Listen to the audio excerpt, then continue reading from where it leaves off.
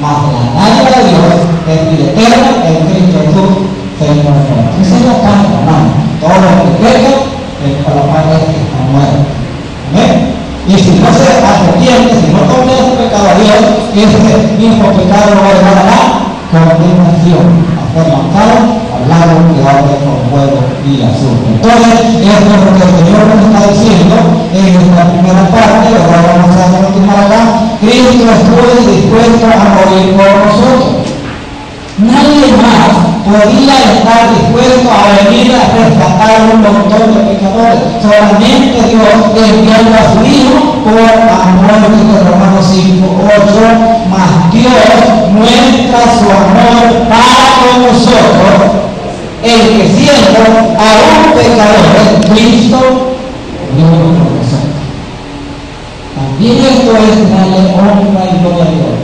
Esto es darle gracias. Gracias, Señor, porque tú mostraste tu amor conmigo. Aún yo siendo pecador, yo era merecedor de que tú entregaras tu vida por mí. Pero Dios muestra ese amor tan bueno, a un amor incomparable. Dice que nos mostró, aún estamos nosotros muertos en delitos y pecados. Sí, es que el Señor dice, también en Juan 15:13, dice, nadie tiene mayor amor que este, que uno ponga su vida por sus amigos.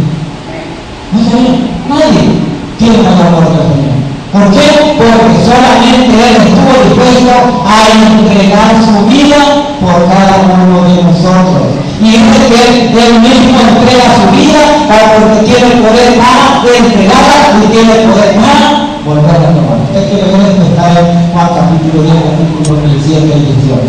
Dice, por esto me ama mi Padre, porque yo pongo mi vida para volver a tomar, porque tengo poder para eso. A mí nadie me la quita, dice. Oye, a Dios nadie le puede quitar la vida. Pero dice, a mí nadie me la quita, sino que yo de mí mismo la pongo, tengo poder para ponerla y tengo poder para volverla. Imagínense cómo es esto nosotros. Entonces, tenemos que agradecerle por eso. Dios estuvo dispuesto a morir por nosotros, mostrando ese gran amor, que nadie estaría dispuesto a morir por alguien. Sin embargo, ese Pablo, aunque hubiera alguno que osar morir por el bueno, por todo dice que no puede salvar a nadie. Pero Cristo murió para nosotros. Ahora, Él dice, nos vino a librar de la condenación. Vean lo que dice Juan capítulo 5, versículos 24 y 25. Vamos a ir a ella del Evangelio según San Juan. En el capítulo 5, versículos 24 y 25. Miren lo que dice el Señor ahí. Dice así, que de cierto os digo, el que oye mi palabra y cree al que me envió, tiene vida eterna y no vendrá a condenación, mas ha pasado de muerte a vida. Oye, pero ¿qué dice el Señor? ¿Cuál es el requisito para poder pasar de muerte a vida? Miren lo que dice. Que todo el que oye, el que pone atención, el que retiene el mensaje, el que está dispuesto a creer ese mensaje divino que viene al corazón, porque Dios en la palabra es como una espada de dos filos, que penetra hasta partir del alma, los cuerpos de la escritura, que pone el corazón y discierne los pensamientos. El que está dispuesto a eso, que la palabra no produzca, es porque ha puesto mucha atención, es porque está dándose cuenta de que no es merecedor de que el Señor haya dado su vida por él. Por eso es que cierto digo, el que oye y cree al que me envió, ¿y quién lo envió? Nuestro Señor. Oímos cada uno. Entonces, el que cree al que me envió, dice, tiene vida eterna. ¿Y qué es hacer? Me voy a subir a morir con nosotros. Y obedece, no solamente con creer, muchos enseñan que solamente con creer vamos a salvar, pero esto es una parte de los 7 pasos que hay para salvar. Entonces dice, cree al que me envió, tiene vida eterna, y nosotros hemos creído y hemos obedecido porque Dios tiene su palabra. Amén. Si entonces no se la creímos, estuviéramos acá. Y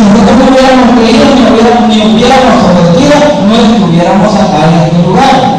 Y dice, y no vendrá a condenación, porque ya está preparado para poder esperar al Señor, no salir avergonzado cuando Él venga. Porque dice Romanos 10:11, que todo aquel que en Él creyera no será avergonzado. Y porque volvemos a morir, entonces caemos en condenación. Ahora en el versículo 25, de cierto digo, viene la hora. Y ahora hermanos, los muertos oirán la voz del Dios, y los que la oyeron vivirán. Oigan la pregunta. Versículo 25 dice, cierto digo, viene la hora, y ahora, es el tiempo presente, el tiempo que está hablando de viene la hora, y ahora es cuando los muertos oirán la voz del Dios. ¿Cuáles muertos? Los muertos en pecado, los que no estaban convertidos al Señor. Esos son los muertos que oyen, porque los muertos que están enterrados ya no oyen, ellos ya están haciéndose tiempo ahí. Y entonces los que están muertos, que oyeron, dice